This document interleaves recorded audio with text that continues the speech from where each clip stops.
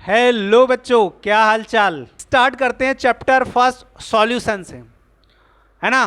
तो उससे पहले एक मोटिवेशन लाइन हो जाए कि रातों की नींद छोड़नी होगी, किताबों से दोस्ती करनी होगी, अगर पाना है मुकाम ऊंचा तो मेहनत की हद पार करनी होगी, है ना।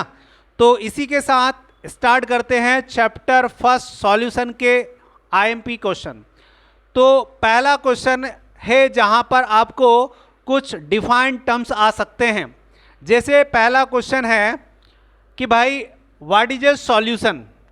आपसे सॉल्यूशन डिफाइन करने को पूछ सकते हैं, है ना। मोलरिटी पूछ सकते हैं, मोलरिटी पूछ सकते हैं, नॉर्मलिटी पूछ सकते हैं और पीपीएम पूछ सकते हैं। तो पहला क्वेश्चन स्टार्ट करते हैं जो कि है सॉल्यूशन। सॉल्यूशन क्या है। चैप्टर सॉल्यूशन है तो सॉल्यूशन से डिफाइंड टर्म्स के रूप में क्वेश्चन पूछ सकते हैं। तो सॉल्यूशन क्या है। जैसे हम बोलते हैं कि a solution is a homogeneous mixture of two और मोर सब्सटेंस। मतलब जब हम दो या दो से अधिक सब्सटेंस को या कंपोनेंट को कंबाइन करें और वो एक होमोजेनस मिक्सचर बन जाए। होमोजेनस का मतलब होता है कि जो एक दूसरे के कंपोजिशन के अकॉर्डिंग मिक्स हो और उसमें जो सॉल्यूट डाला गया वो सॉल्वेंट में कंप्लीटली डिसोसिएट हो जाए, उसको हम होमोजेनस मिक्सचर बोलते हैं। तो इसमें हम क्या करते हैं, दो कंपोनेंट लेंगे, एक सॉल्वेंट लेंगे, एक सॉल्यूट लेंगे। सॉल्वेंट हमेशा लार्जेस्ट सॉल्यूशन हमेशा लार्जेस्ट अमाउंट का होगा। कोई सा भी सॉल्यूशन होगा उसमें जो सॉल्वेंट होगा वो हमेशा लार्जेस्ट अमाउंट वाला होगा। ओके बेटा। और जो सॉल्यूट होगा वो स्मॉलेस्ट, वो कैसा होगा बेटा, स्मॉलेस्ट अमाउंट वाला होगा। बस इन दोनों के कॉम्बिनेशन से आपका एक सॉल्यूशन बन जाएगा। सॉल्वेंट और सॉल्यूट, किसी भी सॉल्यूशन में सॉल्वेंट की क्वांटिटी हमेशा ज़्यादा होगी, सॉल्यूट की क्वांटिटी कम होगी। दोनों के कॉम्बिनेशन को हम क्या बोलेंगे, सॉल्यूशन बोलेंगे। ओके बेटा। चलो उसके बाद बात करते हैं मोलरिटी की। मोलरिटी क्या है। जिसे मान लिया जाए आपके पास एक कंटेनर है। क्या है बेटा, एक कंटेनर है और इस कंटेनर में मैंने क्या करा, इस कंटेनर में मैंने एक सॉल्यूशन बनाया। तो सॉल्यूशन बनाने के लिए मैं इसमें सॉल्वेंट लेता हूं। क्या लेता हूं बेटा, सॉल्वेंट लेता हूं और इसी में मैं सॉल्यूट को ऐड कर देता हूं। मतलब मैंने क्या करा, इसमें सॉल्वेंट डाला और मैंने इसमें सॉल्यूट डाला। ठीक है बेटा, एक सॉल्यूट है एक सॉल्वेंट है, दोनों का कॉम्बिनेशन किया तो मुझे मिला एक सॉल्यूशन। ठीक है बेटा। अब डेफिनेशन आपको लिखना है तो क्या लिखोगे कि number of moles of solute, मतलब ये जो सॉल्यूट डाला है इसके मोल्स होंगे। तो आप बोलोगे कि number of moles of solute dissolve in given volume of solution. अब सॉल्यूशन कितना है, हम लीटर की बात करें कि वो 1 लीटर है। क्या है बेटा, 1 लीटर है। तो डेफिनेशन होगी number of moles of solute dissolve in पर लीटर वॉल्यूम ऑफ सॉल्यूशन, उसको हम बोलेंगे मोलरिटी। तो इसका फॉर्मूला कैसे बनेगा बेटा, number of moles of solute, number of moles of solute और किसमें, सॉल्यूशन में तो लिखेंगे volume of solution, volume of solution. कैसे में है बेटा, ये लीटर में है। इसको मैथमेटिकली कैसे लिखेंगे, n by volume of solution litre में। तो हमारा बेसिक फॉर्मूला ये बन गया। ओके बेटा। लेकिन अगर इसको एक्सप्लेन करना है तो हम मोल को निकाल दें। मोल कैसे निकालते हैं, मास बाई मोलर मास। तो भाई n की वैल्यू यहां रख दे तो ये W बाई m हो जाएगा और वॉल्यूम ऑफ सॉल्यूशन लीटर में। तो ये फॉर्मूला हो सकता है। इसको अगर हम लीटर को मिलीलीटर में बदल दें, है ना, तो हम 1000 का ऊपर मल्टीप्लाई भी कर दें और नीचे वॉल्यूम ऑफ सॉल्यूशन मिलीलीटर में कन्वर्ट हो जाएगा। तो इस तरीके से ये फॉर्मूला हम मोलरिटी का बना सकते हैं, और इसकी जो यूनिट होगी बेटा वो क्या होगी, मोल पर लीटर। ये 2 नंबर में आपको इतना करना है, number of moles of solute dissolve per litre, volume of solution. Okay, तो इस तरीके से हम मोलरिटी निकाल सकते हैं और ये फॉर्मूला बना सकते हैं। अगला है मोलरिटी। अच्छा, मोलरिटी और मोलरिटी में डिफरेंस ज़्यादा नहीं है, थोड़ा सा डिफरेंस है।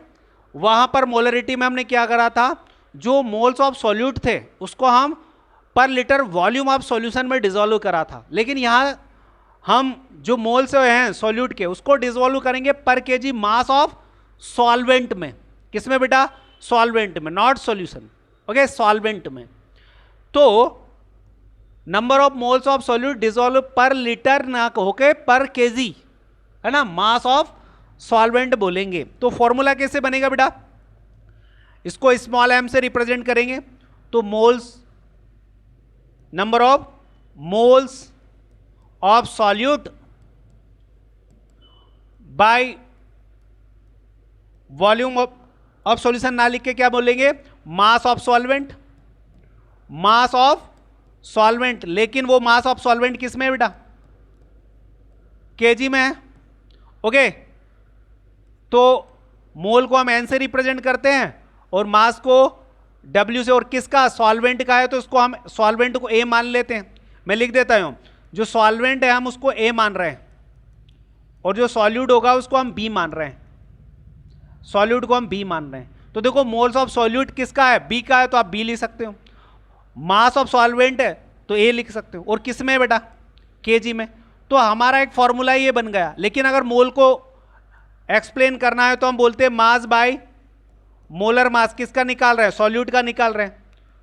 तो आप एन बी की वैल्यू यहां रख सकते हो, एन बी की वैल्यू यहां रख दो तो क्या हो जाएगा, डब्ल्यू v by M B into नीचे क्या आएगा बेटा, मास ऑफ सॉल्वेंट किस में है, केजी में। तो एक फॉर्मूला ये बन गया।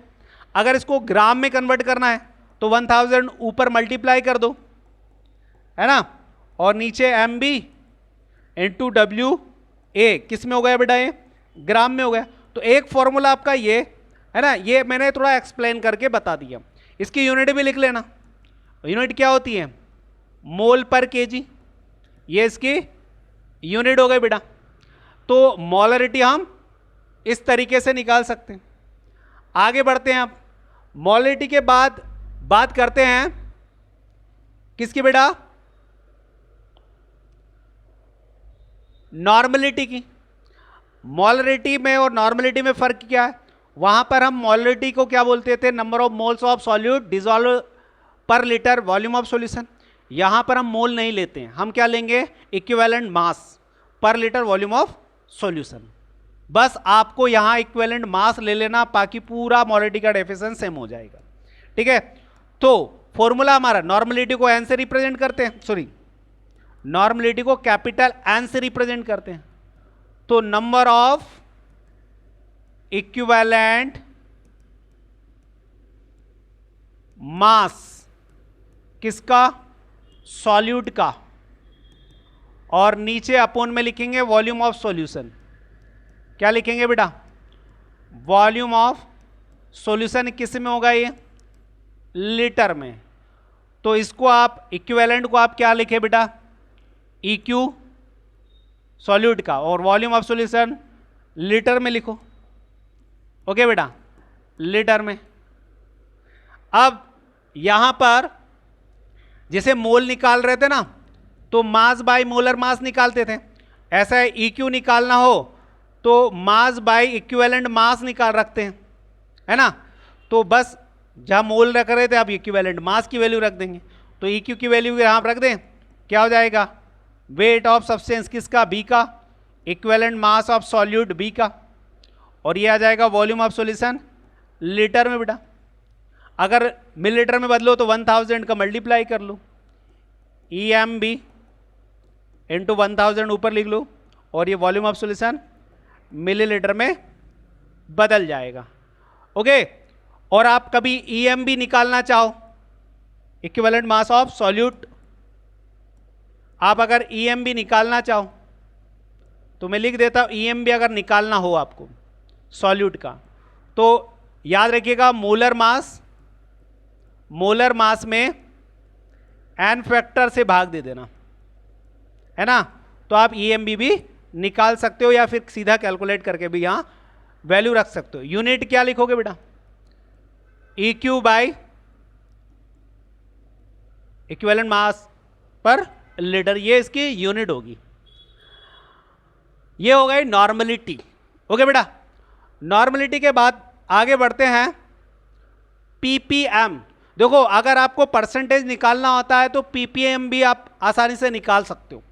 मैं आपको ये बोल देता हूं, अगर परसेंटेज निकाल तो पार्ट पर 100 तो हमने निकाला है, पार्ट पर 100 हमने निकाला परसेंटेज वाला, जिसमें हम फॉर्मूला लगते हैं ना वॉल्यूम बाय वॉल्यूम परसेंट के लिए, क्या लगाते थे, volume of solute by volume of solution, ऐसा रखते थे आप ये परसेंटेज निकालने के लिए, और इनटू क्या करते थे 100, है ना। तो परसेंटेज निकाल रहे थे तो फॉर्मूला हमारा बनता था V by V, volume of solute का निकालते VB, और सॉल्यूशन दो चीज़ों से मिलकर बना क्योंकि बाइनरी हम पढ़ रहे हैं यहाँ पर, और 1000 का मल्टीप्लाई कर देते थे, है ना। ये हम पार्ट पर 100 निकालते थे। लेकिन यदि मुझे पार्ट पर मिलियन निकालना है तो क्या करूंगा मैं, वॉल्यूम ऑफ सॉल्यूट, देखो सेम सिंपल यही रखेंगे, volume of solute by volume of solution. बस आपको यहां करना क्या है, ध्यान समझना मैं जो बोल रहा हूं, कि आप यहां पर 100 का मल्टीप्लाई ना करके क्या कर देना, 100 का मल्टीप्लाई ना करके आप क्या करोगे 10⁶ का मल्टीप्लाई कर देना। तो आपका ये क्या निकल आएगा, पार्ट पर मिलियन, क्या निकल आएगा बेटा, पार्ट पर मिलियन आपका निकल जाएगा। बस इतना फर्क है। एग्जाम्पल में लिखा भी है, देखो पहले डेफिनेशन देखो, it is the part of component per million part of the solution. Solution का per million part of component ही क्या कहलाएगा, PPM कहलाएगा। एग्जाम्पल में कि यदि आपके पास एक सॉल्यूशन है 1 मिलीग्राम ऑफ सॉल्यूट, उसमें मतलब आपके पास एक सॉल्यूशन है 1 kg, 1 kg में 1 मिलीग्राम जो कंपोनेंट सॉल्यूट का है वो सॉल्यूशन का 1 kg सॉल्यूशन का क्या है, पार्ट पर मिलियन वाला हिस्सा है, तो उसे हम बोलते हैं पार्ट पर मिलियन। और इसको इस तरीके से निकालते, जैसे परसेंट निकालते हैं, ऐसे ही हम कैसे निकालते हैं इसको, 100 की जगह पर 10⁶ का मल्टीप्लाई कर देते हैं तो पार्ट पर मिलियन हम निकाल लेते हैं। बड़ा सिंपल है, अच्छे से कर लेना, ये पूछा जाता है। अब हम आगे बढ़ते हैं, एक्सप्लेन मोल फ्रैक्शन। देखो बेटा मोल फ्रैक्शन क्या है, ध्यान समझना इंपॉर्टेंट है। It is the ratio of the number of moles of one component. क्या बोल रहा है, इट इज द रेशियो। तो पहले तो मोल फ्रैक्शन बता देता हूं कि एक्स से रिप्रेजेंट करते हैं, किससे रिप्रेजेंट करते हैं बेटा, एक्स से रिप्रेजेंट करते हैं। तो मैंने लिखा एक्स इक्वल टू मोल, क्या बोल रहा है, एक्सप्लेन कर, डेफिनेशन के हिसाब से बना रहा है, बोल रहा है इट इज द मतलब मोल फ्रैक्शन है, it is the ratio of the number of mole of one component. मान लो कोई कंपोनेंट ए, मान लो अब हम सॉल्यूशन पढ़ रहे हैं, ए और बी दो कंपोनेंट है हमारे पास, तो उसमें कोई एक कंपोनेंट का मोल, तो हम मान रहे हैं ए का मोल, तो हम बोलेंगे number of, it is the ratio of the number of one component, मान लो ए है, of the component to the total number of mole component. मतलब आपके पास जो सॉल्यूशन में उसमें टोटल कंपोनेंट 2 है, all the component in the solution, तो वो क्या कहलाएगा, उसका मोल फ्रैक्शन। तो मतलब ये क्या बन गया, एक मोल फ्रैक्शन का फॉर्मूला ही तो बन गया भाई। अगर मैं ये ए का मोल फ्रैक्शन निकालूंगा तो ऐसे, बी का निकालूंगा तो कैसे, एन बी ऊपर रखूंगा, जिसका निकालना उसको ऊपर रखेंगे और टोटल नीचे रखेंगे, तो ये ए और 2 कंपोनेंट का मोल फ्रैक्शन हो गया, है ना। आपको अगर इसको क्लियर समझना है तो देखो मैं आपको यही बता देता हूं। जैसे मेरे पास ये कंटेनर है और इस कंटेनर में मैंने एक ए कंपोनेंट डाला, एक बी डाला, इसमें ए भी डाला और बी भी डाला, और ये टोटल सॉल्यूशन ए प्लस बी है। ध्यान समझना, अब इस टोटल सॉल्यूशन में कंपोनेंट ए का मोल, ए है और बी का कंपोनेंट मोल एन बी है, और टोटल क्या हुआ एन ए एन बी, यही हुआ ना। तो अगर मुझे सॉल्यूशन से ए का मोल फ्रैक्शन निकाला तो मोल फ्रैक्शन को तो हम एक्स से रिप्रेजेंट, और ए का निकालना है इसलिए हमने एक्स से लिखा। और अब मैं किसी एक कंपोनेंट का निकाल रहा हूं, मान लो ए का निकाल रहा हूं, तो ए को मैंने ऊपर रखा, किस में से निकाल रहा हूं टोटल सॉल्यूशन में, तो टोटल सॉल्यूशन नीचे रखा। तो इसलिए तो बोला is the ratio of the number of one component to the total of number of moles of all the component in the solution, क्या कहलाएगा उसका मोल फ्रैक्शन कहलाएगा। तो इस तरीके से मैंने ए का भी निकाल लिया और बी का भी निकाल लिया। तो बच्चे ए और बी का निकालने के बाद हमारे पास दो इक्वेशन बन गई। तो आप अगर देखोगे तो मैं बोल रहा हूं कि इक्वेशन एक और इक्वेशन दो को प्लस सम कर दो। तो देखो सम करा तो X A plus X B बराबर क्या जाएगा N A by N A plus N B, दूसरी इक्वेशन का N B by N A plus N B. तो X A plus X B equal to LCM ले लो तो क्या आ जाएगा एन ए प्लस एन बी, और देखो प्लस का साइन तो ऊपर प्लस कर दो एन ए प्लस एन बी, काट दो तो वन टाइम गया। मतलब बाइनरी सॉल्यूशन में दो कंपोनेंट का जो मोल फ्रैक्शन होगा वो हमेशा वन के बराबर होगा, इससे ज़्यादा कभी नहीं हो सकता, वन से कम हो सकता है ना। किसी भी बाइनरी सॉल्यूशन में कंपोनेंट का मोल फ्रैक्शन एक से ज़्यादा नहीं हो सकता, एक के बराबर हो सकता है, एक से कम हो सकता है। तो इस तरीके से हम मोल फ्रैक्शन निकाल सकते हैं, इससे न्यूमेरिकल भी आते हैं बेटा, है ना। चलो अब हम आगे बढ़ते हैं वांट ऑफ फैक्टर। तो डिफाइंड वांट ऑफ फैक्टर ये भी इंपॉर्टेंट है। वांट ऑफ फैक्टर भाई आई से रिप्रेजेंट करते हैं, तो आई से रिप्रेजेंट करेंगे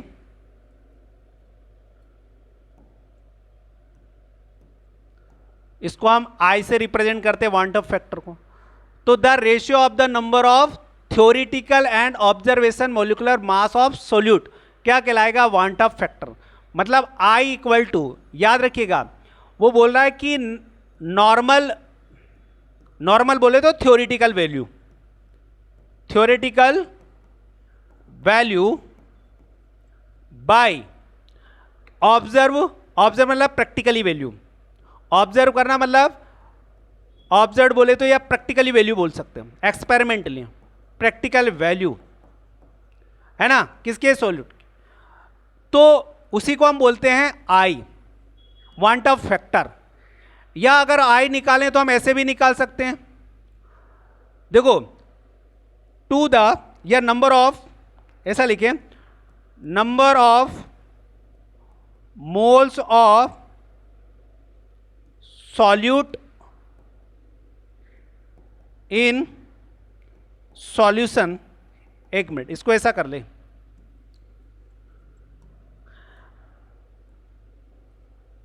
ऐसा लिखें number of moles of solute after dissociation या फिर एसोसिएशन, आपने एसोसिएशन डिसोसिएशन पढ़ा होगा, बाय नंबर ऑफ, ये टोटल भी बोल सकते, टोटल नंबर यहां टोटल लिख सकते हो, total number of moles of solute before dissociation या फिर एसोसिएशन, है ना। तो हम आई ऐसे भी निकाल सकते। ये आई है क्या भाई, मैं यूं बोलूं कि जैसे मैं किसी सॉल्यूशन में कोई कंपोनेंट डालता हूं, कोई सॉल्यूट डालता हूं, तो अब वो अंदर जाके हमें तो नहीं पता, वो एसोसिएट भी हो सकता है डिसोसिएट भी हो सकता है। मतलब अंदर जा हमने डाला एक मोल, अंदर जाके वो 2 मोल में कन्वर्ट हो गया, मतलब नंबर ऑफ मोल चेंज हो गए, या फिर हमने डाला 2 मोल, अंदर जाके 1 मोल, वो आपस में बाइंड हो गया, जुड़ गया, बॉन्ड फॉर्मेशन हो गया। तो इसलिए हम एग्जैक्ट वैल्यू क्वालिटेटिव प्रॉपर्टी नहीं निकाल सकते थे। तो इसलिए वांट ऑफ फैक्टर को डिस्कवर किया गया कि पहले हमें ये पता होना चाहिए कि वो अंदर जाके डिसोसिएट हो रहा है या एसोसिएट हो रहा है, तो उसको हमें कैलकुलेट करना पड़ेगा। तो उसके लिए आई फैक्टर दिया गया, तो आई फैक्टर कैलकुलेट करके हम किसी भी सॉल्यूशन की क्वालिटेटिव प्रॉपर्टी आसानी से एग्जैक्ट निकाल सकते हैं। तो ये डेफिनेशन और ये फॉर्मूला आप इस तरीके से एग्जाम में लिख के आइएगा, 2 नंबर का क्वेश्चन है। अब आगे बढ़ते हैं। हेनरीज लॉ मोस्ट इंपॉर्टेंट है बेटा, याद रखिएगा, मोस्ट इंपॉर्टेंट है। अब right Henry's law and application. तो हेनरीज लॉ में पहले तो आपको डेफिनेशन जो लिखी हो पढ़ के बता देता हूं, एक्सप्लेन कर देता हूं। State that the solubility of gas in liquid is directly proportional to the partially pressure of the gas above the liquid provide the temperature remains constant. मैं इसको ये बोलूं कि मैं किसी लिक्विड में, मान लो मेरे पास ये कंटेनर है और मैंने एक लिक्विड लिया, क्या लिया बेटा, लिक्विड लिया, और यहां पर ये गैस के मॉलिक्यूल्स हैं, क्या है बेटा, ये एक गैस के मॉलिक्यूल्स हैं, और मैंने यहां पर लगा दिया एक पिस्टन, क्या लगा दिया बेटा, एक पिस्टन लगा दिया। तो ये तो हो गए गैस के मॉलिक्यूल्स और ये हो गया लिक्विड, यस या नो। अब मैं इसमें बाहर से क्या लगाते हैं, एक प्रेशर लगा देता हूं, इसको हम एक्सटर्नल प्रेशर बोलते हैं, एक्सटर्नल प्रेशर बोलते हैं। तो जैसे मैंने प्रेशर लगाया, प्रेशर P लगाया, तो आफ्टर सम टाइम क्या हुआ, आफ्टर सम टाइम क्या हुआ कि इस लिक्विड में, जो लिक्विड है, मैंने पिस्टन से जब प्रेशर लगाया तो हुआ क्या कि भाई वो जो गैस के मॉलिक्यूल्स हैं वो उस लिक्विड के अंदर क्या हो गए, डिसॉल्व हो गए, ये प्रेशर लगाने पर। तो प्रेशर क्या लगाया, P। तो इसमें ये जो गैस के मॉलिक्यूल्स हैं, मान लो मास ऑफ गैस है, वो मास ऑफ गैस, जितनी भी गैस घुली हुई इस गैस का मास, या हम उसको मोल फ्रैक्शन भी बोल सकते हैं, mole fraction of gas, mole fraction of gas भी बोल देंगे, गैस का मोल फ्रैक्शन भी हो सकता है या मास भी हो सकता है जो उसमें डिसॉल्व हुई। तो हेनरी ये बोल रहा है कि आप किसी भी लिक्विड में जब नॉन रिएक्टिव गैस को डिसॉल्व करोगे तो आपको क्या करना पड़ेगा, प्रेशर लगाना पड़ेगा। तो आप जितना ज़्यादा प्रेशर लगाओगे बाहर से, गैस उतने ही लिक्विड में क्या होगी, डिसॉल्व होगी।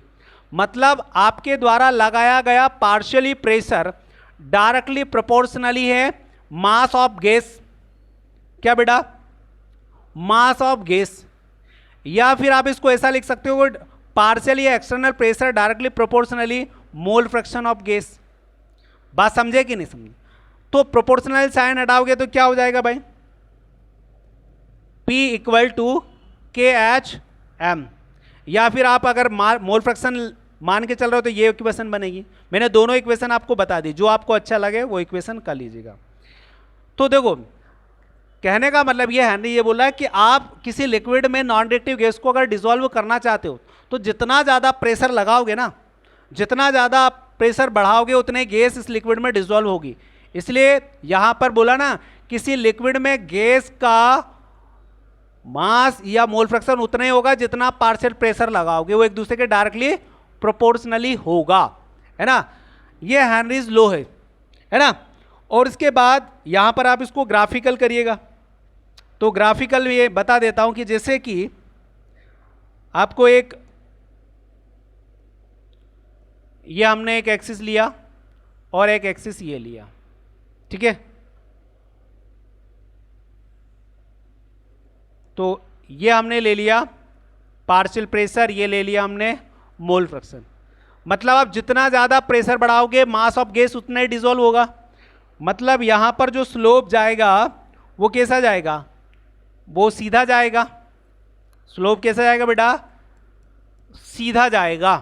क्यों? क्योंकि हेनरी क्या बोलते हैं, पार्शियल प्रेशर जितना बढ़ाओगे मोल फ्रैक्शन उतना ही बढ़ेगा। किसका, गैस का। ये हेनरीज लॉ बोलता है। इस पर हेनरीज ने कुछ एप्लीकेशन दिए हैं, वो एप्लीकेशन मैं आपको बता देता हूं। जैसे cold drink, soft drink, soda bottle, इन सभी की पैकिंग हेनरीज लॉ पर काम करती है ना। आपने देखा हो कोल्ड ड्रिंक की जो पैकिंग होती है, जब वो चिल्ड होती है, ढक्कन खोलते हैं तो आप क्या देखते हो, उसमें से गैस प्रेशर के साथ में बाहर आती है, एक की आवाज़ आती है ना। तो ये कब ऐसा संभव हुआ, जब नॉन रिएक्टिव गैस को उस लिक्विड के मतलब सॉल्यूशन के अंदर उसको कंप्रेस किया गया, मतलब प्रेशर बढ़ाया तभी तो वो डिजोल्व हुए। ऐसे क्यूबा ड्राइवर की बात करते हैं तो समुद्री जो गोताखोर होता है जो सी के डीप में जाता है तो अपने साथ में ऑक्सीजन सिलेंडर लेके जाता है। तो आपने देखा होगा कि वो जब सिलेंडर से ऑक्सीजन को लेता तो साथ में नाइट्रोजन गैस भी है, तो वो भी उसके बॉडी में डिजोल्व होती है। नॉर्मली नाइट्रोजन लो प्रेशर पर डिजोल्व नहीं होती है ब्लड में, और हाई प्रेशर पर डिजोल्व हो जाती है। तो जब वो डीप में जाता है तो उसके ब्लड में नाइट्रोजन भी डिजोल्व होने लगती है, क्योंकि प्रेशर बढ़ रहा है डीप जाने पर। और जब वो ऊपर आता है तो वैसे नाइट्रोजन इंसोल्यूबल होकर बाहर निकलने की कोशिश करती है। तो इसका मतलब यहाँ पर भी हेनरीज लॉ काम कर रहा है कि नहीं कर रहा है? क्योंकि प्रेशर बढ़ रहा है तो गैस सोल्यूबल हो रही है, प्रेशर घट रहा है तो इंसोल्यूबल हो रही है। हम सांस लेते हैं, सांस छोड़ते हैं, इसमें भी हेनरीज लॉ काम कर रहा है। भाई रेस्पिरेशन प्रोसेस में हम सांस लेते हैं तो एक प्रेशर क्रिएट होता है ना, जिससे ब्लड में क्या होता है, ऑक्सीजन डिजोल्व हो जाती है। जैसे हम प्रेशर छोड़ते हैं तो जो बाकी गैसें हैं वो इंसोल्यूबल होकर बाहर आ जाती हैं। तो ये भी एक हेनरीज लॉ का यहाँ पर एक मैकेनिज्म है, ठीक है। तो ऐसे डिफरेंट टाइप के, ऐसे आपने देखा होगा जब माउंटेन पर हम चढ़ाई करते हैं तो वहाँ पर आप पृथ्वी से हाइट पर जाते हो, तो पृथ्वी पर और पृथ्वी के ऊपर माउंटेन की तरफ जाते हैं तो वहाँ पर प्रेशर क्या हो जाता है, घटने लगता है। जैसे समुद्र में डीप जाते हैं तो सब प्रेशर बढ़ता है, ऐसा ही माउंटेन पर जाने पर प्रेशर घटता है। तो वहाँ पर क्या होता है, हमारे ब्लड में से ऑक्सीजन क्या होती है, इंसोल्यूबल होकर बाहर आने की कोशिश करती है। ये उन पर्सन के साथ में होता है जो एनॉक्सिया डिसीज वाले होते हैं, तो उनकी नाक से ब्लड बहने लगता है ना। तो यहाँ पर भी हेनरीज लॉ काम करता है। तो इस hello student, question number next 5 है ये, और यहाँ पर राउल्ट लॉ है। राउल्ट लॉ क्या बोल रहा है, राउल्ट ये बोल रहा है कि किसी भी सॉल्यूशन का जो वेपर प्रेशर है, किसी भी सॉल्यूशन का वेपर प्रेशर उसमें प्रेजेंट कंपोनेंट के वेपर प्रेशर के मोल फ्रैक्शन के डायरेक्टली प्रोपोर्शनली होगा। मान लो हमारे पास एक कंटेनर है, इसमें ए भी डाला और बी भी डाला, ये ए है बी है। मान लो ये सॉल्वेंट है और ये सॉल्यूट है बेटा। अब ये नॉन वॉलेटाइल है, नॉन वॉलेटाइल, तो भाई वॉलेटाइल कौन होगा, बस यही, मतलब यही वेपर बन सकता है।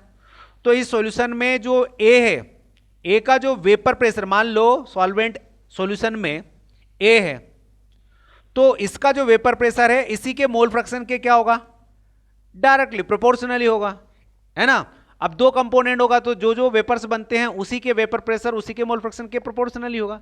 मान लो अगर ये भी बनता, ये लिक्विड होता और नॉन वॉलेटाइल ना होकर वॉलेटाइल होता, तो इसको हमने बी माना, तो वेपर प्रेशर डायरेक्टली प्रोपोर्शनली होता है किसके, उसी के मोल फ्रैक्शन के।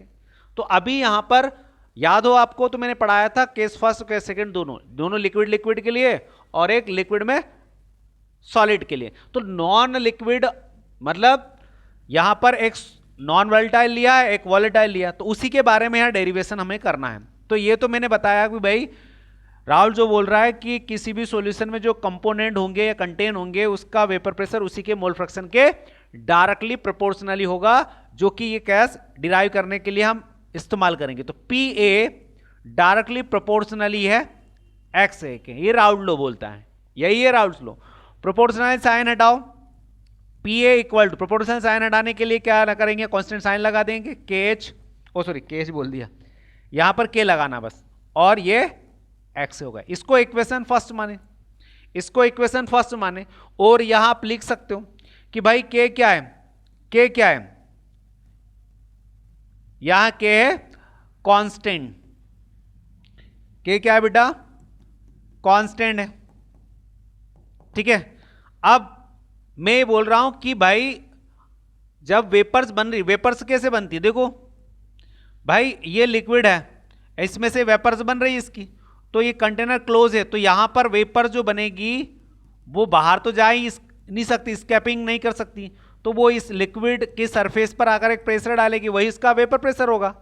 अब क्योंकि ये सॉल्यूशन था, सॉल्यूशन की बात कर रहे हैं अपन, तो यहां पर जो ए है वो उसी की वेपर बन रही है, यहां बी तो वेपर्स बन ही नहीं सकता, क्योंकि वो तो नॉन वॉलेटाइल है, तो यहां जो वेपर है वो प्योर ही तो है, बी तो है ही नहीं यहां। तो हम बोल सकते हैं कि यहां पर जो वेपर बन रहा है उसका जो मोल फ्रैक्शन है, किसका मोल फ्रैक्शन हो, एक्स ए का, भाई ए का वेपर बन रहा है तो ए का ही मोल फ्रैक्शन होगा, तो बी तो हो ही नहीं सकता। तो मैं बोल रहा हूं कि इफ यदि एक्स ए बराबर क्या मान ले, 1 मान ले, क्योंकि आपने पढ़ा है mole fraction x A plus X B बराबर 1 होता है। अब मान लो ये वेपर्स बन रहा है, ये इसी की वेपर है भी, ये तो 0 हुआ ना, तो एक्स ए बराबर क्या बचा फिर 1। तो हम मान रहे हैं कि इफ एक्स ए बराबर 1 है। बात समझे कि नहीं बेटा? इतनी बात समझ गए तो डेरिवेशन आपको समझ में आएगा। चलो फटाफट से ये डेफिनेशन लिखना और डेरिवेशन भी लिखना, डिराइव करना है। तो अगर एक्स ए बराबर 1 मान लिया तो भाई फिर जो वेपर बन रही है वो एक ही बन रही है ना, तो पी ए बराबर हम क्या ला सकते हैं, प्योर मान सकते हैं, पी नॉट ए लगा सकते हैं। प्योरिटी को आइडेंटिफाई करता है, पी नॉट ए क्या है, प्योर वेपर प्रेशर है, और P A vapour pressure of component in solution. तो यही केस इस इक्वेशन में रख दूं, देखो तो पी ए के लिए हम क्या रख सकते हैं, पी नॉट ए, के तो वैसा का वैसे लिख दो, और एक्स ए के लिए क्या रख सकते हैं, 1 रख सकते हैं। तो भैया के की वैल्यू आ गई पी नॉट ए। अब ये जो के की वैल्यू है वो कहां रख दे बेटा, पुटिंग द वैल्यू के इन इक्वेशन फर्स्ट, ये फर्स्ट इसमें ये वैल्यू रख दो, तो पी ए इक्वल टू के की वैल्यू क्या है, पी नॉट ए और एक्स ए। इतनी बात समझ गया बेटा? कोई प्रॉब्लम बेटा? चलो थोड़ा और देखिए इसको आगे। अब यहां पर इसको सॉल्व करें आगे कि भैया आपको पता ना कि x A plus X B बराबर 1 होता है, यस या नो? तो मुझे एक्स ए की वैल्यू चाहिए, तो एक्स ए को मैं यही रहने दूं, 1 है ही, इक्वल के उधर एक्स बी को ले जाऊं तो माइनस का एक्स बी हो जाएगा। तो अब एक्स ए की वैल्यू मैं कहां रख सकता हूं, इस इक्वेशन में रख सकता हूं, आप इसको इक्वेशन सेकंड भी मान सकते हो। तो ये वैल्यू मैं यहां रख दूं तो क्या हो जाएगा बेटा, देखो ध्यान से, P A equal to P not A, और एक्स ए की वैल्यू क्या है 1 माइनस का एक्स बी। इसको ऑल सॉल्व कर लो, P A equal to P not A का अंदर मल्टीप्लाई करो तो 1 से किया तो P not A, minus X B से किया तो P not A X B. अब ये पूरा माइनस का है, इक्वल के उधर ले जाओ तो प्लस का हो जाएगा, P not A X B, yes या नो? इक्वल टू, अब ये इक्वल के इधर कौन है, पी नॉट ए बचा हुआ अभी, और पी ए इधर आएगा तो माइनस का पी ए। अब क्योंकि जो कंपोनेंट डाला है उसने वेपर प्रेशर कम किया तो उसका हम मोल फ्रैक्शन निकाले कितना है, तो एक्स बी निकालना हमें, तो एक्स बी उधर ही रहने दो, पी नॉट ए इधर ले आओ तो मल्टीप्लाई तो डिवाइड में चला जाएगा, तो X B equal to P not A P A, और ये इधर आएगा डिवाइड में चला जाएगा पी नॉट ए। ये एक्चुअली में रिलेटिव लॉवरिंग वेपर प्रेशर यहां पर हो गया, इसका मतलब ये डिराइव हो गया हमारा। इसको आगे हम ऐसा भी लिख सकते हैं, क्योंकि प्योर कंपोनेंट का वेपर प्रेशर पी नॉट ए, लेकिन उसमें सॉल्यूट डाल दिया तो वेपर प्रेशर घट गया ना, तो कितना घटा, मतलब कितना चेंज हुआ, तो इसलिए एक्स बी बराबर, अगर मैं बोलूं कि पहले पी नॉट ए था बाद में पी ए हो गया, इसका मतलब चेंज हुआ ना वेपर प्रेशर, तो हम इसकी जगह पर डेल्टा पी लिख सकते हैं यहां पर, तो ये हो गया delta P by P not ए। ये एक्चुअली में रिलेटिव लॉवरिंग वेपर प्रेशर भी है, अगर आपने पढ़ा हो तो आपको ये पता है। तो ये राउल्ट्स लॉ को हमने डिराइव कर दिया, इसको आप एक बार कर लेना, इंपॉर्टेंट है। ओके, अगले टॉपिक पर चलते हैं। Ideal and non ideal solution most important है, एग्जाम में पूछते हैं। तो पहले बात करते हैं आइडियल की, फिर नॉन आइडियल की बात करते हैं। भैया आइडियल सॉल्यूशन किसको बोलते हैं? देखो सिंपल सी बात है, आइडियल सॉल्यूशन क्या होता है, मैं आपको एक कॉन्सेप्ट बताऊं तो फिर उसको फॉलो करिएगा, आपको दोनों में डिफरेंस समझ में। जैसे मान लो कंपोनेंट ए के मॉलिक्यूल्स मेरे पास है और मेरे पास एक कंटेनर में बी के मॉलिक्यूल्स हैं और दोनों को मिक्स कर दिया तो ए और बी मिल गया, ठीक है? अब ध्यान समझना, अब ए के बीच में जो अट्रैक्शन है, रिपल्सन है, वो है ही नहीं।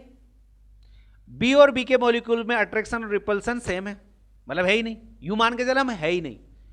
दोनों को मिक्स कर दिया तो ए और बी के कंपोनेंट के बीच में अट्रैक्शन रिपल्सन नहीं है, इसका मतलब है इसके वॉल्यूम एंथैल्पी में कोई चेंज नहीं होगा मिक्स करने पर भी।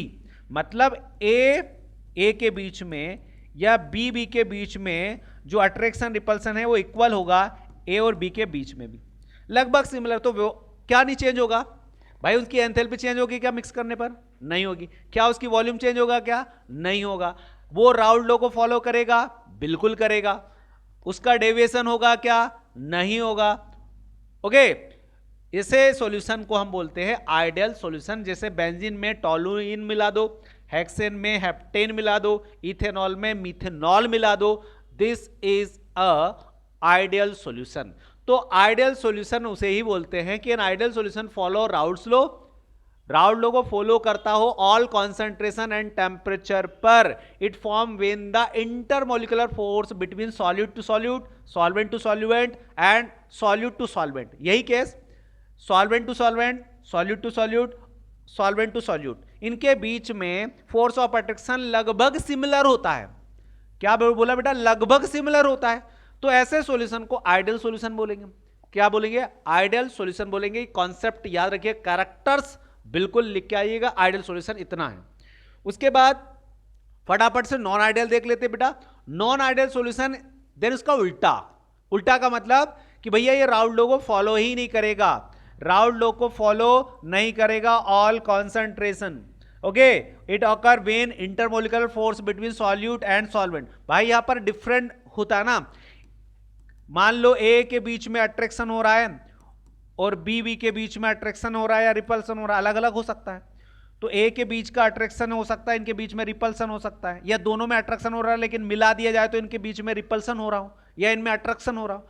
तो कुछ भी हो सकता है, अट्रैक्शन भी हो सकता है, रिपल्सन भी हो सकता है। इसके आधार पर नॉन आइडियल सॉल्यूशन दो टाइप के होते हैं। देखो आइडियल सॉल्यूशन में क्या हो रहा था? अट्रैक्शन रिपल्सन कुछ नहीं हो रहा था, इसका मतलब वो एक ही टाइप का होगा। लेकिन यहां पर किसी में अट्रैक्शन होता है, किसी में रिपल्सन होगा, इसके कारण दो टाइप का होगा, एक पॉजिटिव डेविएशन और एक नेगेटिव डेविएशन। तो उसके बारे में हम आगे देखेंगे। कैरेक्टर्स देख लें भाई। वही जब इसका अट्रैक्शन रिपल्सन होगा तो एंथैल्पी चेंज हो जाएगी, बिल्कुल भाई फिक्स रहेगा, चेंज नहीं होगी क्या? अरे चेंज होगी ना। हो सकता है अट्रैक्शन हो रहा, हो सकता है मिलाने के बाद रिपल्सन हो रहा, तो एंथैल्पी चेंज हो जाएगी, वॉल्यूम भी चेंज होगी। फिर तो राउल्ड लॉ को फॉलो करेंगे क्या? बिल्कुल नहीं करेंगे। तो उसके अकॉर्डिंग अगर देखो, मैं आपको एक और बात बताऊं, पॉजिटिव डेविएशन नेगेटिव डेविएशन का डिफरेंस कैसे समझोगे भाई? अगर ए और बी को मिला दिया जाए और उनके बीच में अट्रैक्शन हो रहा हो, मॉलिक्यूल्स के बीच में अट्रैक्शन हो रहा है, तो याद रखिएगा नेगेटिव डेविएशन होगा। यदि ए और बी के बीच में रिपल्सन हो रहा हो, यह कॉन्सेप्ट याद रखिएगा, रिपल्सन हो रहा हो तो वो पॉजिटिव डेविएशन शो करेगा। क्यों भाई? भाई अट्रैक्शन होगा तो पास पास में आएंगे तो एंथैल्पी घटेगी, वॉल्यूम डिक्रीज होगा, राउल्ड लॉ को फॉलो नहीं करेगा। ये ध्यान से रखना। ऐसा ही नेगेटिव के लिए होता, पॉजिटिव के लिए रिपल्सन होगा तो दूर दूर जाएंगे तो एंथैल्पी बढ़ेगी, वॉल्यूम बढ़ेगा। बात समझेगी राउल्ड लॉ? अब यहां पर इस बात को ध्यान से आपको देखना है कि नेगेटिव डेविएशन पॉजिटिव डेविएशन क्या होता है। ये तो आइडियल सॉल्यूशन के बारे में समझ गए, जो राउल्ड लॉ को फॉलो नहीं करता हो, जिसकी एंथैल्पी फिक्स नहीं हो, चेंज हो जाए। इसके एंथैल्पी वॉल्यूम भी चेंज हो रही है, राउल्ड लॉ को फॉलो कर ही नहीं रहा है ना, क्योंकि इनके मॉलिक्यूल के बीच में अट्रैक्शन भी हो सकता है, रिपल्सन भी हो सकता है। बात समझे कि नहीं? कुछ मॉलिक्यूल के बीच में अट्रैक्शन होता है, कुछ के रिपल्सन हो जाता है। चलो, ये दो टाइप के होते हैं भैया। पॉजिटिव डेविएशन ध्यान समझना, पॉजिटिव डेविएशन में क्या होता है? लिखा है पहला पॉइंट, याद रखिए कॉन्सेप्ट अच्छे से। पहले तो आप लिखोगे कि जो पॉजिटिव डेविएशन है, पॉजिटिव डेविएशन ध्यान से समझना, मैं जो बोलना जा रहा हूं भैया। पॉजिटिव डेविएशन में जो ए और बी है, मतलब ये एक सॉल्वेंट है और ये सॉल्यूट है, ये दोनों मिक्स कर दिए ना अपने, तो ये सॉल्यूशन है। याद रखना कि ये जब ए के मॉलिक्यूल्स थे या फिर बी के मॉलिक्यूल इंडिविजुअली अलग अलग थे, ये मिक्स करने की बात की कहानी है। ये मिक्स करने के पहले तो क्या लिखा? Weaker solute solvent inter molecule inter attraction than in pure component, मतलब इनके बीच में जो इंट्रैक्शन है दोनों के बीच में, वो कैसा है? वीक है, कमजोर है। लेकिन यदि ये प्योर थे, जब प्योर थे तो इनमें क्या होता? अट्रैक्शन बहुत ज्यादा था, मतलब ये वाला केस। तो यहां आप एक लिख सकते हो कि ए एंड बी जो प्योर थे उनमें अट्रैक्शन ज्यादा है ए और बी की कंपैरिजन। क्यों? यहां पर रिपल्सन होगा तो बॉन्ड कैसा होगा? कमजोर होगा, इनमें अट्रैक्शन कम होगा। इसका मतलब है ये रिपल्सन करेंगे, यहां पर क्या हो रहा है इनके बीच में? रिपल्सन हो रहा बच्चे, और रिपल्सन होगा तो क्या होगा? बॉन्ड कमजोर हो जाएगा, तो वेपर से ज्यादा बनेगी, हायर वेपर प्रेशर एक्सपेक्टेड से ज्यादा, इनकी एंथैल्पी क्या हो जाएगी? बढ़ेगी, इनकी वॉल्यूम क्या हो जाएगी? बढ़ेगी। और वो एग्जांपल में लिख लेना, इथेनॉल एसीटोन ऐसे होते हैं जो पॉजिटिव डेविएशन, कार्बन डाइसल्फाइड और एसीटोन होते हैं जो पॉजिटिव डेविएशन शो करते हैं। ये तो हो गया पॉजिटिव की कहानी। ओके बेटा, चलो बात करते हैं नेगेटिव की। नेगेटिव में इसका उल्टा कर दो भैया, यहां पर जो ए है एंड जो बी है, इनको जब मिक्स कर दिया तो ए और बी हो गए। तो ध्यान समझना क्या लिखा लाइन कि स्ट्रॉन्गर सॉल्यूट एंड सॉल्वेंट, जब इनको मिक्स कर दिया तो इनके बीच में अट्रैक्शन बढ़ गया भाई। अट्रैक्शन कैसा हो गया? स्ट्रॉन्ग। उधर क्या था? अभी वीक था, तो स्ट्रॉन्ग हो गया, लेकिन इनके बीच का क्या होगा? वीक था। तो इनमें क्या हुआ? जब इनको मिक्स कर दिया, मिक्स करके सॉल्यूशन बनाया, तो उनके बीच में क्या हो रहा? अट्रैक्शन स्ट्रांगली हो गया, तो पास पास आ गए मॉलिक्यूल्स, जिसके कारण वेपर प्रेशर क्या हो जाएगी? घट जाएगी ना भाई। अट्रैक्शन स्ट्रांग हो गया तो वेपर प्रेशर घटेगी, एंथैल्पी घटेगी, वॉल्यूम घटेगा। एग्जांपल में ले, HCl वाटर को मिक्स करो तो ऐसा होगा, एसीटोन और क्लोरोफॉर्म को मिक्स करो तो ऐसा होगा। इसको हम बोलते हैं नेगेटिव डेविएशन। इतनी बात क्लियर बेटा? चलो फटाफट से अब हम बात करते हैं डिफाइंड द, यहां पर याद रखिए क्वेश्चन बहुत इंपॉर्टेंट है। यहां पर आपको डिप्रेशन ऑफ फ्रीजिंग पॉइंट भी बोला, एलिवेशन ऑफ बॉइलिंग पॉइंट भी बोला, और इन दोनों को कैलकुलेट भी करना है। Calculate the solute molecular weight, मतलब आपको इसमें जो डाल रहे हैं ना कॉलिगेटिव प्रॉपर्टी का, में आपने एक सॉल्यूशन बनाया, उसमें सॉल्यूट डाला, तो सॉल्यूट ने क्या करा? इसका फ्रीजिंग पॉइंट चेंज करा, इसका बॉइलिंग पॉइंट चेंज करा, तो वो कितना चेंज करा, कितना डाला, तो उसका मॉलिक्यूलर मास निकालना होता है ना। तो हम दोनों कर ले। पहले हम बात करते हैं एलिवेशन ऑफ बॉइलिंग पॉइंट की। इसकी डेफिनेशन क्या लिखोगे? Elevation in boiling point refer to the increase in the boiling point of solvent when a non volatile solute is add to it. भाई सीधी सी बात है, अगर पानी है, ये ध्यान समझना, मैंने पानी लिया, इसको बॉयल करा, तो मैंने क्या देखा कि 100 डिग्री पर ये बॉयल होना स्टार्ट हो गया। इसका बॉइलिंग पॉइंट कितना है? 100 डिग्री। पानी को बॉयल करते तो 100 डिग्री पर वो बॉयल होने लगता है। लेकिन यदि मैंने इसमें कोई सॉल्यूट ऐड कर दिया, सॉल्यूट ऐड कर दिया, क्या बच्चे ये 100 डिग्री पर बॉयल होगा? नहीं भैया, अब इसको 120 डिग्री पर बॉयल होना पड़ेगा, 100 पर नहीं होगा। क्यों? क्योंकि सॉल्यूट डाल दिया ना। तो अब उसको 0 डिग्री 100 डिग्री पर तो बॉयल नहीं कर सकते, तब ज्यादा उसको बॉइलिंग पॉइंट देना पड़ेगा, मतलब उसको ज्यादा ऐड देना पड़ेगा, मतलब बॉइलिंग पॉइंट बढ़ गया ना। तो क्या लिखा है कि elevation of boiling point refer to the increase the boiling point of solvent when a non volatile solute is add to it, कि जो सॉल्वेंट का जो वेपर प्रेशर है, मतलब बॉइलिंग पॉइंट है, वो उसमें नॉन वोलेटाइल डालने पर क्या होता है? उसका बॉइलिंग पॉइंट बढ़ जाएगा। ऐसा क्यों? This occur because the presence of solute particle lower the vapour pressure of the solvent. ऐसा इसलिए होता है कि वो सॉल्वेंट में जब डाला जाता है सॉल्यूट को, तो सॉल्यूट क्या करता है? सॉल्वेंट के वेपर प्रेशर को घटा देता है।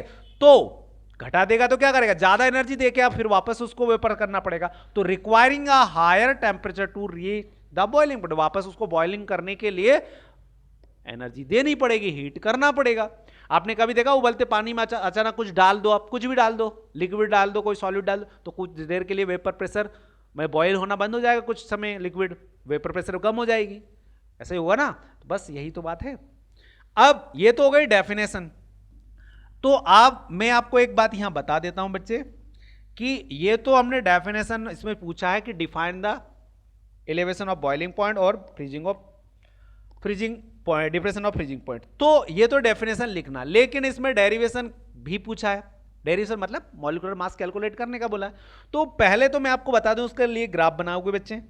ग्राफ बनाने के लिए क्या करते हैं, फटाफट से हम ग्राफ बनाने के लिए एक एक्सिस ले लिए और एक एक्सिस ये लिया, ठीक है बेटा। अब ध्यान समझना, ये तो है वेपर प्रेशर, इधर ले ले हम टेम्परेचर। ध्यान समझना, अब मैं ये बोल रहा हूं कि ये एक कंटेनर, अगर मैं इसको ऐसा बना दूं तो कंटेनर दिखेगा ये, हालांकि मिटा देंगे इसको। ये अब लिक्विड भरा है, प्योर लिक्विड है, इसको बॉयल कर रहा हूं, ये एटमॉस्फेयर में ओपन है, खुला हुआ है। तो भाई यहां पर 1 बार का प्रेशर लग रहा, भाई खुले कंटेनर को गर्म करोगे तो उसमें एटमॉस्फेयर का प्रेशर लग रहा ना, कितने लग रहा, 1 बार। तो मैंने प्योर पानी है, मतलब प्योर वाटर है, इसमें कोई डाला नहीं है, मैं इसको बॉयल करना स्टार्ट किया। तो मैंने क्या देखा, एक कर्व के थ्रू समझ रहे हैं, ये ए और बी कर्व है, तो ये यहां काट रहा है। भाई याद रखिएगा, कोई भी लिक्विड कब बॉयल होता है कि उसके द्वारा बनाया गया वेपर प्रेशर और एटमॉस्फेयर का वेपर प्रेशर दोनों इक्वल आ जाए। क्या बोला, इस लिक्विड का वेपर प्रेशर और एटमॉस्फेयर का प्रेशर क्या हो जाए भाई, इक्वल हो जाए, वहीं पर बॉयल होना। तो यहां पर ये इक्वल हुआ, तो यहां पर ये क्या हुआ, बॉयल हुआ ना इस पॉइंट पर। मान लो ये पॉइंट एक्स है, तो मेरे भाई इसको ध्यान से देख, ये सॉल्वेंट का था, प्योर सॉल्वेंट था, इसको लिख भी दे अपन। ये कर्व जो था ना, ए बी कर्व, ये क्या है, सॉल्वेंट है। तो एक्स पॉइंट क्या हुआ इसका, एक्स पॉइंट हुआ इसका फ्रीजिंग पॉइंट, ओ सॉरी बॉइलिंग पॉइंट पढ़ रहे हैं अपन। तो बॉइलिंग पॉइंट, तो बॉइलिंग प्योर है ना, सॉल्वेंट है, तो क्या लिखेंगे भाई इसको, ये हो गया ये एक्स पॉइंट T0 B, ऐसे ही हुआ। अब मान लो इस सॉल्वेंट में मैंने सॉल्यूट को ऐड कर दिया, अब बन गया वो सॉल्यूशन। तो क्या होगा, सॉल्वेंट के बॉइलिंग पॉइंट को घटा देगा, कौन, नॉन वोलेटाइल सॉल्यूट, तो घटाएगा मतलब यहां पर बना दूं, तो ये कौन बन गया, सॉल्यूशन। तो ये हो गया CD। तो देखो ये कहां क्रॉस कर रहा है, यहां पर क्रॉस कर रहा, ये यहां क्रॉस कर रहा बेटा, ये Y पॉइंट हो गया। तो ये जो Y पॉइंट है ना बेटा, ये किसका Y पॉइंट है, सॉल्वेंट का, सॉरी सॉल्यूशन का, तो इसको हम लिख देंगे सॉल्यूशन। ये जो CD कर्व है सॉल्यूशन है। तो ये जो Y पॉइंट है ना, ये क्या हो गया, TB हो गया। इतनी बात तो समझ गए बेटा, इतनी बात आप समझ गए। ये तो हो गया इसका ग्राफिकल, मैंने बोला था ये हटा दूंगा, बाद में ये हटा दिया मैंने। ये आपको ग्राफ बनाना है और लिखना भी है भाई कि भैया ए बी कर्व जो है वो है सॉल्वेंट और सी डी कर्व जो है वो है सॉल्यूशन, और एक्स पॉइंट जो है वो है क्या, boiling point of pure solvent, और Y पॉइंट जो है वो है बॉइलिंग पॉइंट ऑफ सॉल्यूशन। इतनी बात आपको लिखना है। तो देखो सॉल्वेंट था X, सॉल्यूशन हो गया Y, तो इनके बीच में क्या आया, बॉइलिंग पॉइंट चेंज हो गया। तो इसी को तो बोलते हैं इलेवेशन ऑफ बॉइलिंग। तो इलेवेशन को बोलते हैं डेल्टा TB, है ना। तो इलेवेशन को हम किससे रिप्रेजेंट करते हैं, डेल्टा TB। इतनी बात समझ गए। तो ये डेरिवेशन आगे बढ़ा दें, इस डेरिवेशन को आगे बढ़ा दें, अगले पेज पर चल रहे हैं। तो मैं बता रहा हूं कि डेल्टा TB इक्वल टू किसका बॉइलिंग पॉइंट ज्यादा है, सॉल्वेंट का या सॉल्यूशन का, सॉल्यूशन का। कैसे भाई, ये 100 डिग्री पर बॉयल हो रहा था, मान लो 120 पर बॉयल हो रहा, क्योंकि सॉल्यूट डालने पर सॉल्यूशन बना, तो सॉल्यूशन का बॉइलिंग पॉइंट बढ़ गया ना, तो 120 हो गया। तो 120 में से 100 कम करेंगे, मतलब सॉल्यूशन में से सॉल्वेंट कम करेंगे, मतलब TB में से T0 B कम करेंगे। तो यहां पर क्या आएगा बेटा, यहां पर क्या आएगा, यहां पर आएगा delta TB equal to TB minus T0 B, ऐसे ही होगा। यही तो है एलिवेशन ऑफ बॉइलिंग पॉइंट। अब अगर मैं बोल रहा हूं कि डेल्टा TB किसी सॉल्यूशन का elevation of boiling point directly proportional होता है उस सॉल्यूशन के मोलालिटी पर, तो भैया मोलालिटी को तो डेल्टा TB, प्रोपोर्शनल साइन हटाओ तो KB लगाओ M। अब यहां लिखो फटाफट कौन क्या है भाई, ये डिराइव करना है।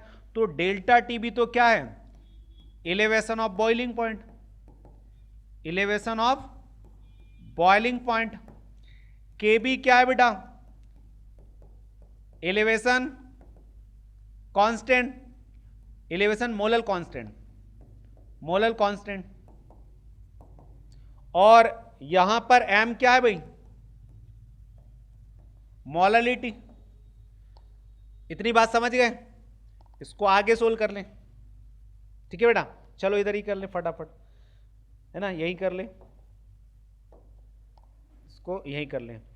तो सॉल्व करें भाई, delta T B equal to K B M. आपको पता ना एम क्या होता है भाई, मोलरिटी का फॉर्मूला पता है ना, W B by M B into 1000 by ओहो डब्ल्यू ए किसमें, ग्राम में। मोलरिटी का फॉर्मूला लगा दिया, एम की जगह ये वैल्यू रख दो इसमें, तो delta T B equal to K B, M की वैल्यू रख दो W B into 1000 by M B into W A. तो भाई एक फॉर्मूला ये बन गया, डेल्टा टी बी इधर ले आओ, मुझे एम बी निकालना हो ना, एम बी निकालने का बोला था उसमें, मॉलिक्यूलर मास सॉल्यूट का, तो एम बी को उधर ले जाओ इक्वल टू, तो कै भी तो वैसा का वैसे ही 1000, डेल्टा टी बी इधर आ जाएगा और डब्ल्यू है ग्राम में। तो इस तरीके से हम इसको हम डिराइव कर सकते हैं, मतलब मॉलिक्यूलर मास निकाल सकते हैं। आप ध्यान से वापस, मैंने एक कॉन्सेप्ट बता दिया, फ्रीजिंग पॉइंट का ग्राफ बता देता हूं, डेरिवेशन आप खुद कर लेना, है ना। डिप्रेशन ऑफ फ्रीजिंग पॉइंट बता देता हूं, एलिवेशन मैंने पूरा बताया। अब मैं फ्रीजिंग पॉइंट की डेफिनेशन बता देता हूं और ग्राफ बना के बता देता हूं, फिर आप डेराइव खुद कर लेना, क्योंकि सेम होगा, बस के बी की जगह के एफ लिख देना, मतलब जहां भी आपने एफ किया। डिप्रेशन ऑफ फ्रीजिंग पॉइंट, देखो डिप्रेशन ऑफ फ्रीजिंग पॉइंट क्या बोलता है, डेफिनेशन लिखो, depression of freezing point refer to the decrease in the freezing point, वहां इंक्रीज था, decrease of freezing point solvent, मतलब सॉल्वेंट का फ्रीजिंग पॉइंट घटता है कब, जब उसमें कोई नॉन वोलेटाइल सॉल्यूट ऐड करते हैं, मतलब यहां पर सॉल्यूट क्या कर रहा है, उसका फ्रीजिंग पॉइंट घटा रहा, याद रखना। क्यों है ऐसा, क्योंकि solute particle disturb the formation of the solid structure of the solvent. तो सॉल्वेंट में जाकर क्या करते हैं भाई, वो उसमें डिसॉल्व के स्ट्रक्चर को डिस्टर्ब कर देते हैं, तो maximum require lower temperature of, तो फिर उसको भाई वापस अरेंजमेंट होने के लिए लोवेस्ट प्रेशर चाहिए, टेम्परेचर चाहिए ना, तो उसको हमें ज्यादा फ्रीजिंग पॉइंट पर रखना पड़ेगा, तब जाके वो फ्रीज होगा। ओके, तो इसको बोलते हैं डिप्रेशन ऑफ फ्रीजिंग पॉइंट। तो भाई फटाफट से इसका ग्राफ बना लो, तो मैं बता देता हूं, एक एक ये और एक इधर से ले लो, ठीक है बेटा। तो मान लो मेरे पास एक ए सॉल्वेंट है, ए से बी पर जाकर वो फ्रीजिंग होना स्टार्ट हुआ, ये पानी है मान लो, ए बी एक पानी है, और पॉइंट बी से सी तक जाते जाते वो फ्रीजिंग हो गया, है ना भाई, वो फ्रीजिंग हो गया। और ये जो बी पॉइंट है ना, सॉल्वेंट बी पॉइंट से बर्फ बनना स्टार्ट होगा, सी तक जाते जाते वो बर्फ बन गया। तो एक बात मैं बता देता हूं, ये जो बी पॉइंट है ना, ये क्या हुआ, इसका फ्रीजिंग पॉइंट हो गया, ये याद रखना, ये टेम्परेचर है, इधर वेपर प्रेशर है, ठीक है बेटा। तो देखो ये जो बी पॉइंट है, इस बी पॉइंट को समझने की कोशिश करो, ये क्या है, ये है T not F, pure freezing point है। अब ए को मतलब सॉल्वेंट को फ्रीजिंग करना स्टार्ट किया, बी पर वो फ्रीजिंग होना स्टार्ट हुआ, लेकिन उसमें सॉल्यूट ऐड कर दिया, तो अब वो बी पर फ्रीजिंग होगा ही नहीं, तो वो कहां होगा, वो यहां पर इस पॉइंट पर आकर फ्रीजिंग हुआ। मान लो ये जो पॉइंट है ये डी है, तो ये कौन है, सॉल्यूशन, क्योंकि अब उसमें सॉल्यूट डाल दिया तो सॉल्यूशन, तो उसका फ्रीजिंग पॉइंट और घट गया ना, पहले ये था, और अब उसको मान लो कि ये 0 डिग्री सेल्सियस पर फ्रीजिंग हो रहा था, तो अब ये -10 पर जाकर फ्रीजिंग हो रहा, तो फ्रीजिंग घट रहा ना, माइनस में जा रहा ना, तो ये जो पॉइंट है ये सॉल्यूशन का क्या हुआ, फ्रीजिंग पॉइंट हुआ, जिसको हम टी एफ से रिप्रेजेंट करते हैं। तो इनके बीच में क्या हुआ, डिप्रेशन ऑफ फ्रीजिंग पॉइंट घटा, तो हम लिखेंगे डेल्टा टी एफ। तो देखो कॉन्सेप्ट वही बन गया, delta T B equal to, भाई ज्यादा किसका है, 0 का, कम किसका है, टी एफ का, तो भाई किस में से किसको घटाएंगे, टी नॉट एफ में से टी एफ घटाएंगे, ठीक है। बाकी वही है delta T F directly proportionally किसके बेटा, एम के। पूरा वैसे के वैसे ही करना जो पीछे किया, प्रोपोर्शनल साइन हटाओ, के एफ लगा दो। मैंने बोला ना जहां पी लगाया वहां के, बी लगाया बी वहां एफ लगा देना, पूरा वैसा का वैसा ही ये डेरिवेशन है। तो ये क्वेश्चन आप अच्छे से कर लेना दोनों, इसको हम, ठीक है। ये तो हो गया हमारा depression of freezing point, okay. अगले वीडियो में मोलर एलिवेशन करेंगे, ओके, फिर ऑस्मोटिक प्रेशर करेंगे। अच्छा एक और ये भी कर लेते हैं भाई, क्योंकि वीडियो ज्यादा बड़ा हो जाता है।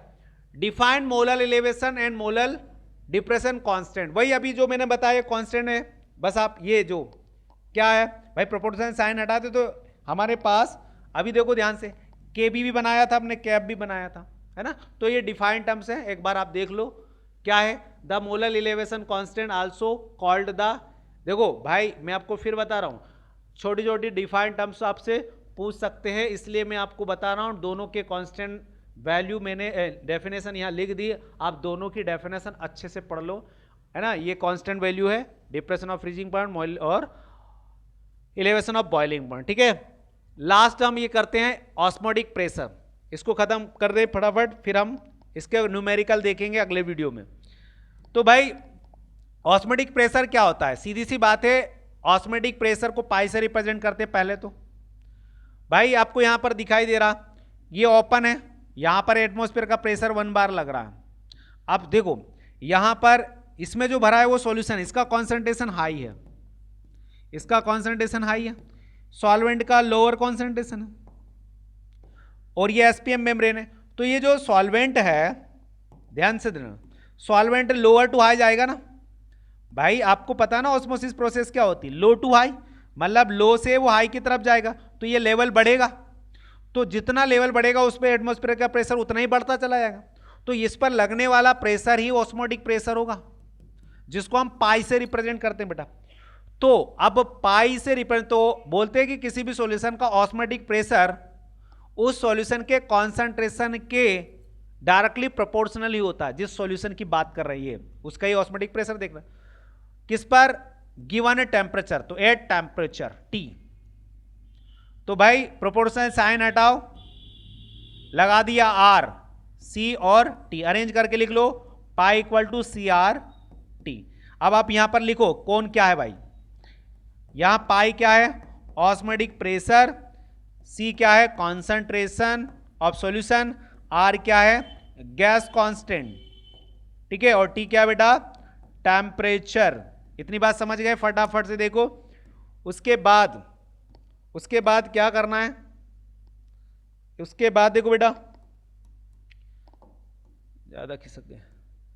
अब इसी इक्वेशन को वापस देखो, pi equal to C R T, तो भाई सी बराबर एम होता है, एम मतलब मोलरिटी, और मोलरिटी का फॉर्मूला क्या आता, मोल पर वॉल्यूम ऑफ सॉल्यूशन लीटर में, है कि नहीं है। तो भाई सी की जगह ये रख सकते हैं, तो पाई इक्वल टू सी की जगह n volume of solution litre में इनटू आर टी। अब आपको पता ना मोल कैसे निकालते, मास बाय मोलर मास, ये वैल्यू भी रख सकते हो आप। तो पाई इक्वल टू एन, और यहां पर सॉरी एन की जगह वैल्यू रखे ना, W B M B into volume of solution millilitre में कि लीटर में, जिसमें भी रखना चाहो, अभी लीटर में लिखा है, ओके। और ऊपर क्या है आर टी, है ना। तो ये ऑस्मोटिक प्रेशर का फॉर्मूला, अगर एम निकालना तो एम उधर ले जाओ, डब्ल्यू नीचे आ जाएगा पाई, इधर आर टी, और वॉल्यूम ऑफ सॉल्यूशन लीटर में। तो इस तरीके से ऑस्मोटिक प्रेशर होगा।